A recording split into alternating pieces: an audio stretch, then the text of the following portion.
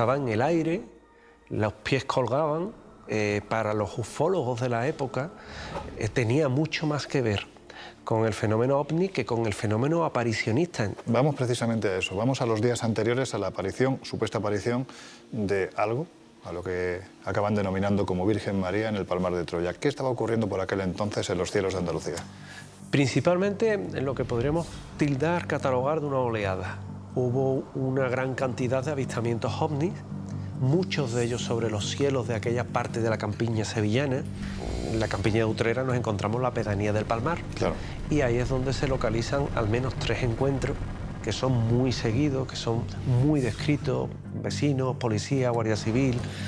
Es decir, hay una gran cantidad de personas que ven aquello. Y era un tema que estaba muy de actualidad y se seguía muchísimo. Por eso hay tantas referencias y por eso hay tantos datos de aquellos días y de aquella oleada. Aparte de luces, ¿los testigos hablaron de algo más? Hay testigos que tuvieron encuentros con seres que en aquella época eran carreteras no secundarias, sino carreteras terciarias, podríamos llamar, y hablaban de siluetas que se aparecían por el lentisco, por aquel lugar, y que se relacionaban con las luces.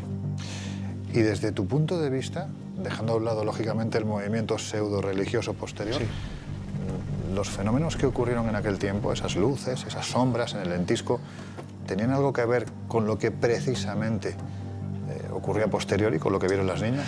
Las luces en aquel lugar se aparecían porque estaban marcando algo. A mí eso no me cabe ninguna duda. La Red Nacional de Corresponsales fue una institución fundamental en la recopilación de sucesos ovni en aquel tiempo y en aquel lugar. En realidad en la España de los 70.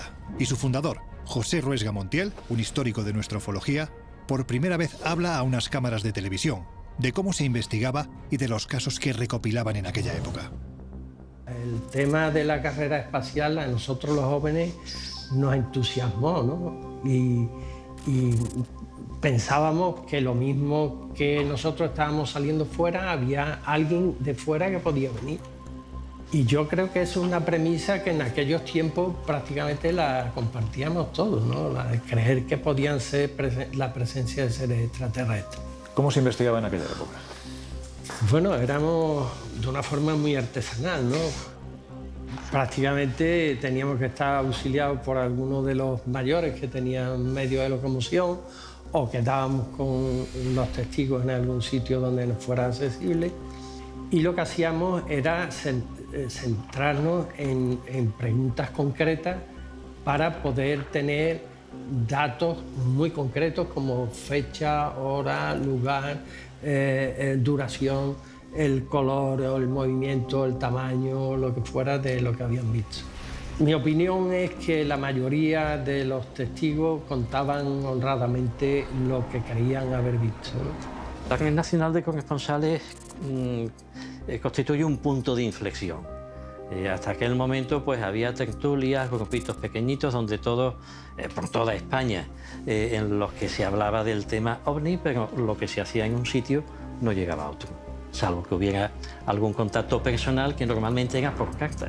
Con la Red Nacional de Corresponsales, Pepe Ruesga intenta que toda esa información esté al alcance de todos.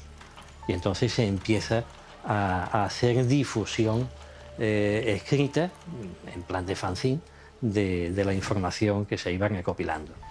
¿Qué volumen de información, de casuística llegasteis a reunir?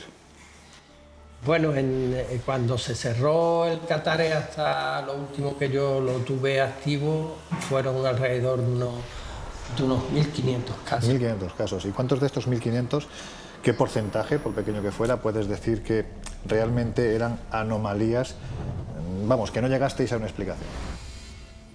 No más de un 3%. No más de un 3%. Sí. ¿Y qué había en ese 3%? Yo recuerdo un caso investigado que lo que más me llamó la atención era un cabrero que no sabía ni leer ni escribir, no había televisión todavía entonces, y ¿pero usted qué ha visto? Dice, yo una lavadora que ha salido volando. Una lavadora, sí, y por la ventana de la lavadora había un tío muy raro.